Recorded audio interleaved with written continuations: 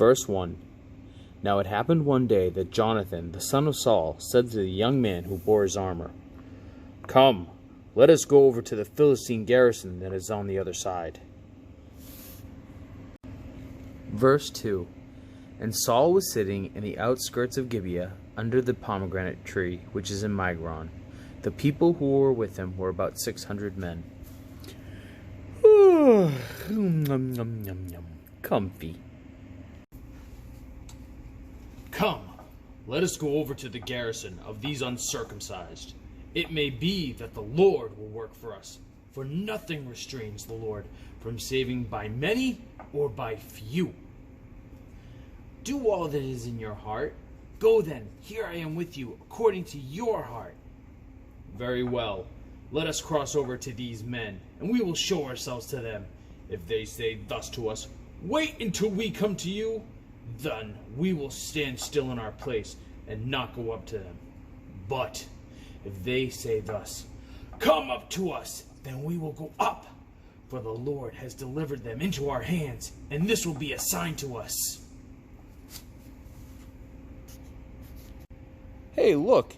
The Hebrews are coming out of the holes where they have hidden.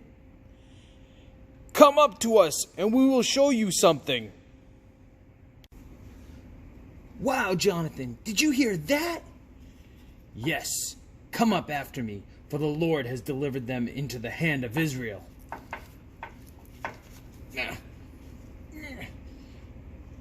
Oh, this is tough. We have to climb on our hands and knees the whole way up.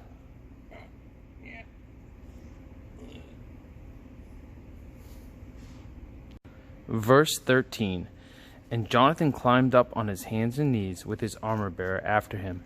And they fell before Jonathan. And as he came up after him, the armor-bearer killed them.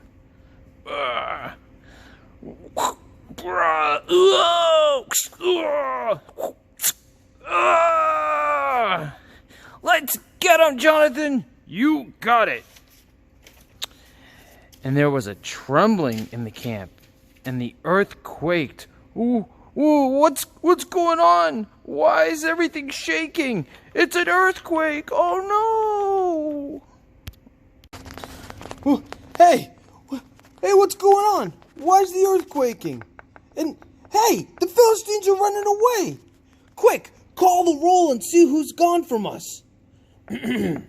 Roll call. Joash, here. Bo, here. Bueller, here.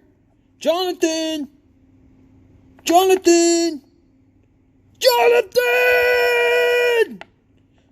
Hey, Saul! Jonathan's not here. What?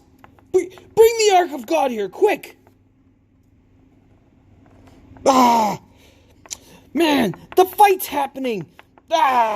Withdraw your hand. All right, men. Cursed is the man who eats any food until evening before I have taken vengeance on my enemies. Let's go attack! Wait a second. So we can't eat? Cling, clang, bing, bang, crazy battle sounds. Verse 20. Then Saul and all the people who were with him assembled, and they went into the battle. Verse 23. So the Lord saved Israel that day. Hooah! Yeah, get 'em, boys! Woohoo! Yeah, all right! The Israelites come to a forest and see honey dripping from the tree onto the ground. Oh, wow! Look at that honey dripping right from the tree onto the ground. I'm so hungry. I wish that King Saul had not charged us with that oath that we couldn't eat. Verse 27. But Jonathan had not heard his father charge the people with the oath. Therefore he stretched out the end of the rod that was in his hand and dipped it in the honeycomb. Honey! And he put it in his hand to his mouth, and his countenance brightened. Wow, good honey. But, Jonathan, your father strictly charged the people with an oath, saying, "Cursed is the man who eats food this day." My father has troubled the land. Look at how my countenance is brightened because I taste a little of this honey. How much better if the people had eaten freely today of the spoil of their enemies which they found. For now, would there not have been a much greater slaughter among the Philistines? The battle is over, but the people are so hungry that they rush in and kill the animals and eat them uncooked with the blood. Oh, I haven't eaten all day. Look, meat.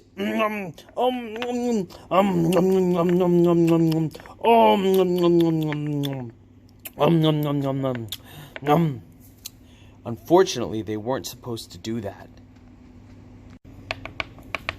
Saul! The people are so hungry that they're killing the animals and eating them with the blood, not cooked. What? That's against what God has told us to do. They have to cook them. Oh, tell them to go bring those animals here and we'll cook them. After the people had eaten their cooked meat, Saul talked to a priest. Hey, priest, ask God, shall I go down after the Philistines? Will he deliver them into the hand of Israel? God says he's not going to answer you. Huh? What? Ask again. Okay. God says he doesn't want to talk to you. Someone must have sinned, and that's why God doesn't want to talk. Let's find out who it was. For as the Lord lives, who saves Israel, though it be Jonathan my son, he shall surely die. Okay, let's find out who sinned. You guys stay over there. Me and Jonathan will be over here. Let's cast lots.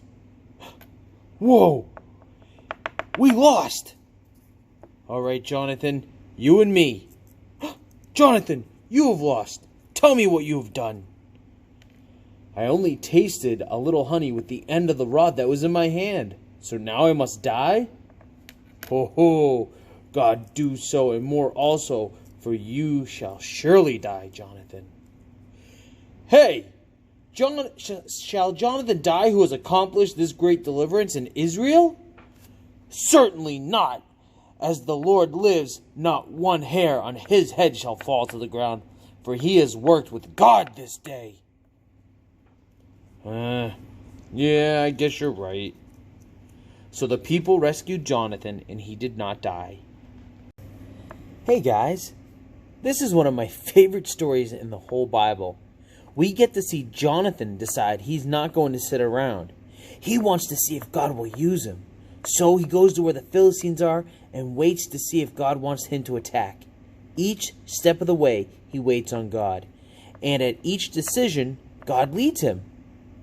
You see, Jonathan could have stayed under the tree with his father Saul, but he wanted to be used and see God work. And because of that, he and his armor bearer fought and killed 20 men by themselves. That's a lot of guys. The funny thing is, Jonathan did what Saul should have done. He went out and fought the Philistines. Then, Saul wanted to kill him because he thought Jonathan had sinned, when it was Jonathan who God used. Guys, never be afraid to want to do something for God. Go and see what happens. Don't sit under the tree like Saul. Pray to God, and he will guide you just like Jonathan. It will be so exciting to see how God uses you. Well, I guess that wraps it up for this week. I'll see you next week. Bye!